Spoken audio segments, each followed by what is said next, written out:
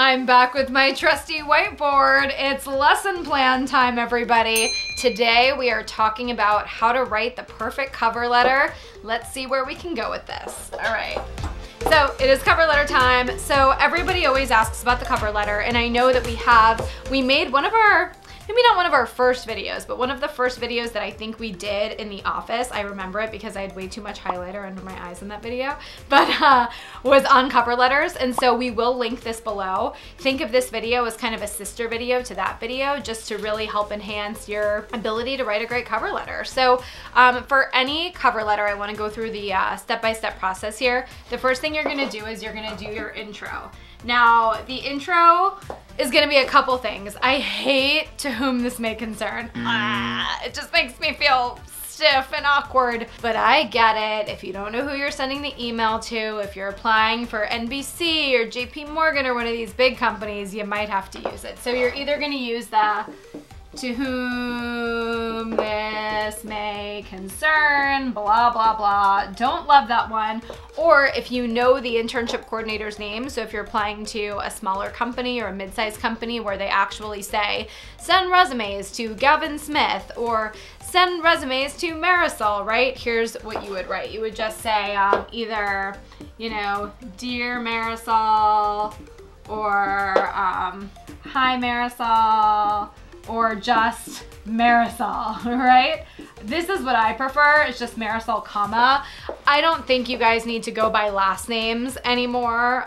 You don't need to say, you know, "Hi, Miss so-and-so" or "Mrs. so-and-so." I think that in 2018, we can go by first names. So Marisol, right? So that's gonna be your intro. The second step is gonna be your, you know, your first paragraph, which is going to be, I can't spell, which is gonna be connecting the dots. You're gonna wanna say who you are, your major, and where you go to school. And then 3 is you're gonna write the why. And the most important thing here is the why.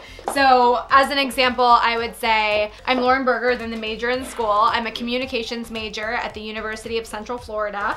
And the why. I really want to work at your company because," right? And then you gotta fill in the blank. Or I could say something like, I could just go right into the why. "I really want to work at your company because I'm a communications major at the University of Central Florida.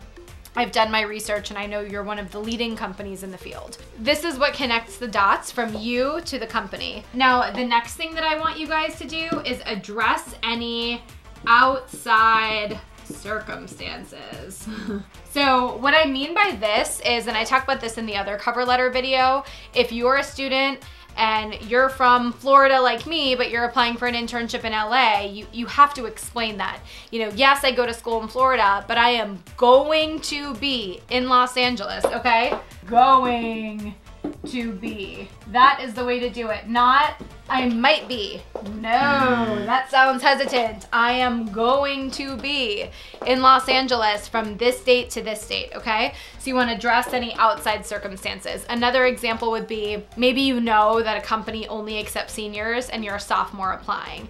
"I know that I'm a sophomore, but I feel I'm qualified because of X, Y, and Z." So again, you want to use this first paragraph to address any outside circumstances. All right, second paragraph. So the second paragraph is about your professional characteristics, right? This is the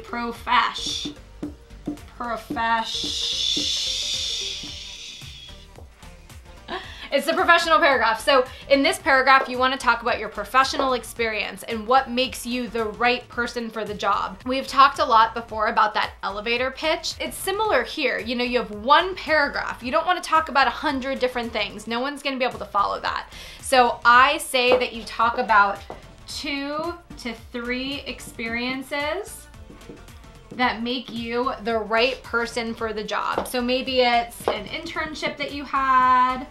Maybe it's a part-time job that taught you responsibility. And then maybe it's a really interesting course that you're taking in school. So maybe you're trying to get a PR internship. So you talk about your one other, you know, communications related internship that you've had. You talk about the part-time job that you have, that you always maintain, and that teaches you about the importance of responsibility or punctuality. And then maybe you reference a course, the PR class that you took in school that was really what got you interested in public relations in the first place, okay? So in the professional paragraph, the profesh paragraph, you really want to talk about your experiences. And then, just as a I want you guys to throw in an accomplishment. So an example of an accomplishment is, at my internship, I was tasked with creating their Instagram page, and I grew their following from 300 followers to 1,300 followers, okay? So in the accomplishment, you really wanna give like an A to B example. So you did something, and you took something from X to Y, okay? So that's the professional paragraph. Then in the third paragraph of your cover letter, and I want to remind you guys that these paragraphs don't have to be very long. I would say 4 to 8 sentences each is really all you need. But the third paragraph is going to be about you, right? We already talked about your professional characteristics, but what about you makes you the right person for this position? What are those qualities that you know you have that maybe others don't? Or what are the qualities that your family friends say that you have, or your close friends are always telling you, right? So maybe it's that you're energetic, you know, you're hardworking, and you're trustworthy, right? So maybe come up with 3 words that really describe you, and then I would give an example.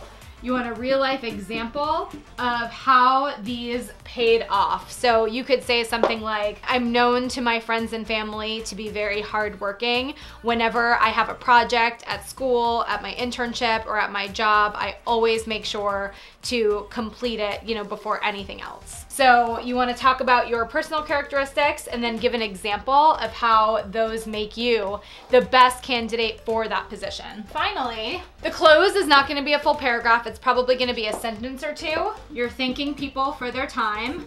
Thank you for time. I say this in our thank you note tutorial as well. Everyone is super sensitive about their time. So you want to make sure that you thank someone for taking the time to read this. And just like that thank you note, reiterate your excitement in the position. I'm really excited to potentially intern with your company. Best and your name. And so 6 is the signature. And I tend to always use the word best. Some people use warmly or sincerely. Any of that is fine. But that's really how you do the cover letter. Now, one thing I just want to circle back to that we didn't mention is customizing, okay? The place that you really have the best opportunity to customize is gonna be in that first paragraph. That's your best place to just name drop, right? Name drop the company name. When I'm looking at a cover letter and I don't see Intern Queen in there, I know that they didn't write this for me. They wrote this to 100 different people. So just by inserting the name of the company in that first paragraph, that's gonna really help. And then I challenge you, just for some, you know, frame of reference, when you're writing your cover letter, print out the job listing, have it right there. They're telling you what they're looking for. And that can give you some more ideas in terms of what you want to include in the cover letter. So really let that job posting drive the content. Let's get those cover letters ready. You guys got a lot of work to do. And again, I'm happy to answer any questions. Thank you.